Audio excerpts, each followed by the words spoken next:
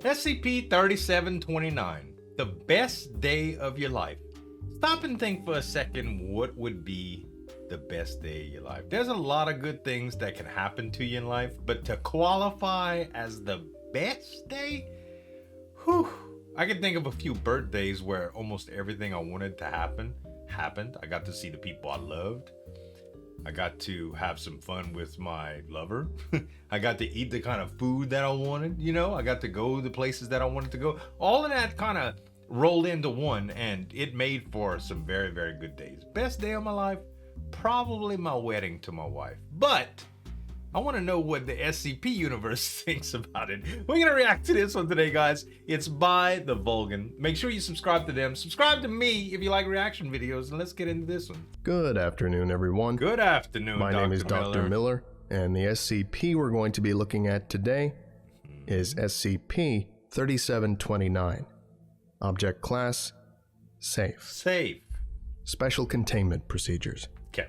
SCP-3729 is to be kept in a standard containment cell located in the Safe Class Containment Center at Site-26. Okay. Any testing with SCP-3729 must be conducted on D-Class subjects and be approved by the Site Director, Site Ethics Committee Representative, and Site D-Class Resource Accountant. All D-Class used in these experiments must show no desire or ill will towards anyone in the Foundation, show no desire to commit any form of crime, and have no history of cruel or unusual behavior. So this might be some wishing For more type information stuff, right? regarding what Reality constitutes bending? cruel or unusual behavior, see Ethics Committee Document 827B, D-Class Psychological Profiles.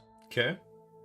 Description: SCP-3729 is a wooden door frame, consistent with the 1910 kit home designs from the American company Sears. Hey, SCP-3729's Sears. anomalous effects manifest when a human subject, henceforth SCP-3729-1, walks through the door frame. Okay. The anomalous effects exhibited by SCP-3729 will always affect the first person to walk through it after sunrise, regardless of the number of individuals which do so. Just the first. SCP-3729's first and most consistently observed anomalous effect is that the day after SCP-3729-1 walked under SCP-3729, henceforth referred to in this document as A24 for the sake of brevity, SCP-3729-1 will wake up to the sunrise regardless of whether or not the sun is visible from their position, and report feeling remarkably well rested independent of how much sleep they actually received. That's All important other too, anomalous in a good effects day. appear to be based on the psychological profile of SCP-3729-1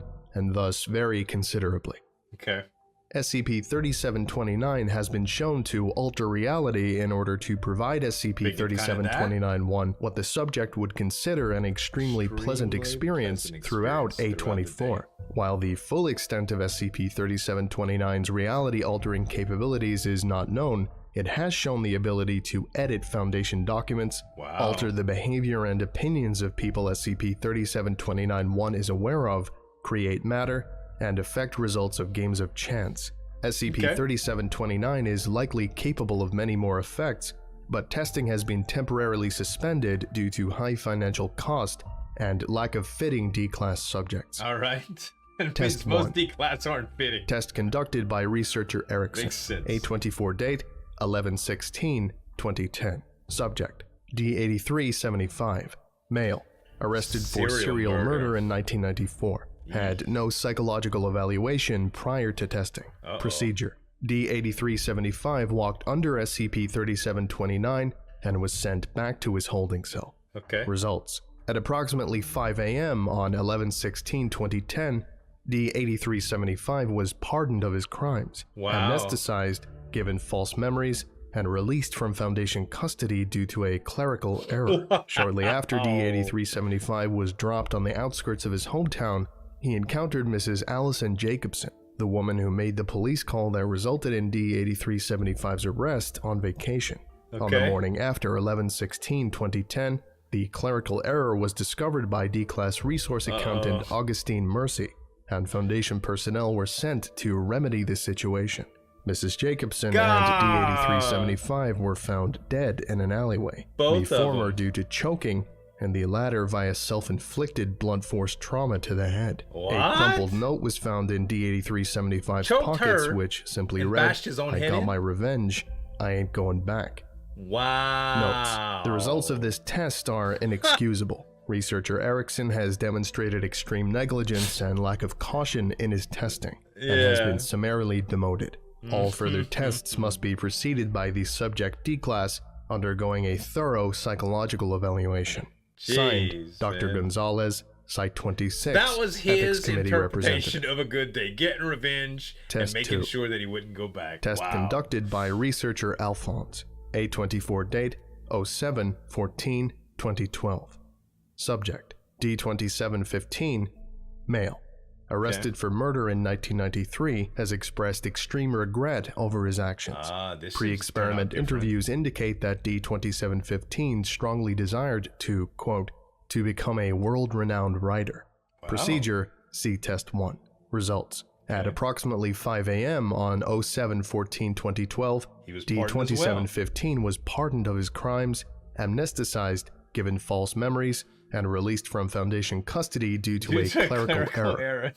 Upon being dropped off on the outskirts of his hometown, D2715 located a winning Powerball lottery ticket on the ground near his feet, whereupon he approached the nearest casino and cashed it in. He then proceeded to buy out all seats in Wells Fargo Stadium, where his self-proclaimed favorite band, Matchbox 20, was performing.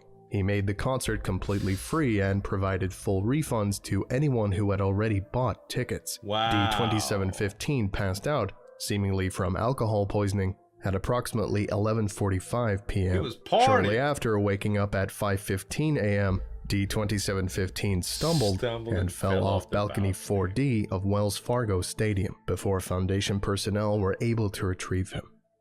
Dang. Notes. More thorough psychological evaluation is required for these experiments. All future tests must include a polygraph-accompanied interview in order to prevent false claims regarding the stated desires of the D-Class subject. This was an expensive mistake, and it best not happen again. Being a world-renowned Signed, writer. Dr. Gonzalez, Site party, 26, Ethics Committee Representative. He had a big one. Test 3. He went out with a bang. Test conducted by researcher Alphonse. A24 date 10/08/2016. Arrested for Subject manslaughter. D9762, female. Arrested for manslaughter in 1997. Subject has shown extreme regret over their actions and has expressed no criminal desires after their arrest. Polygraph-accompanied interviews indicate that D9762 possesses no ill will towards the Foundation. These interviews also indicated that D9762 strongly desired, quote, a real meal, one with actual meat instead of that bullshit they have at the cafeteria. Procedure, girl. see Test 1. Results. Some good beef. D9762 did not leave her holding cell. A clerical error resulted in all D9762's SCP assignments for the day being voided. Patrol guard Giovanni McConnell abandoned his post and returned with a well-done steak, seasoned with various spices, which he handed to D9762. Patrol guard Giovanni McConnell was unable to explain where he obtained this steak from. As of writing, D9762 remains alive and healthy. Notes. D9762's continued health is a notable departure from the results of other tests and should be kept in mind for further testing. Signed, Researcher Alphonse. Alright. Addendum. Due to the extreme financial cost of covering up the results of Test 2, as well as the difficulty in screening D-Class subjects for further experiments, testing with SCP-3729 has been temporarily halted. Personnel requesting further tests must first complete the standard Foundation testing renewal request form, document code B57, and submit it to the Director of Site 26. Safe. Archive document. Found on the desk of Researcher Alphonse. Standard Foundation testing renewal request form. SCP Foundation secure, contain, protect. Submission date 12/16/2016. Name Researcher Gerald Alphonse. Clearance level 3. Item requested SCP-3729.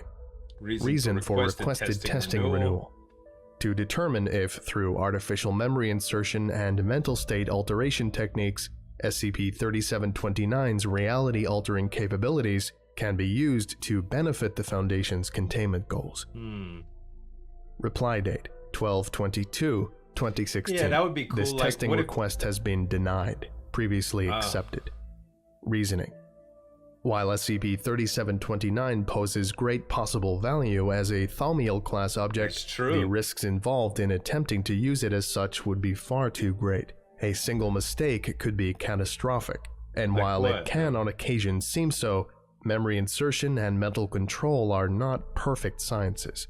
On a more personal note, the goal of the Foundation is to serve and protect the world, not to control it. Yeah, and certainly not to put it at pointless risk. You would do well to remember that, Alphonse. Signed, the Director of Site 26. You know, this brings some questions This concludes today's lecture. You see, how they actually wrap things, I think, would have a huge part in it. If you could actually control the way that you would think about what your day would be and not ask for something too grand, like, I want every anomaly that will ever be in existence to be automatically contained. First of all, you don't know it exists, so that would kind of go against the rules. But things that you knew could be contained, for instance, like, I think a perfect day would be making sure that SCP-682 would never be able to escape containment. No containment breaches, you know? Maybe that would fix it. I don't know. It's just an idea, you know? But I admit, based on the interpretation of whoever thinks that what a perfect day is, there could be some crazy stuff that happens. So I guess it's good that they stopped testing. I'd like to hear some tales about this, though. Guys, let me know what you think in the comments. I hope you subscribe to the Vulcan. He has great SCP videos. Subscribe to me if you like reaction videos, too. Thanks so much for watching. As always, this is Zueljin signing off. We'll see you next time.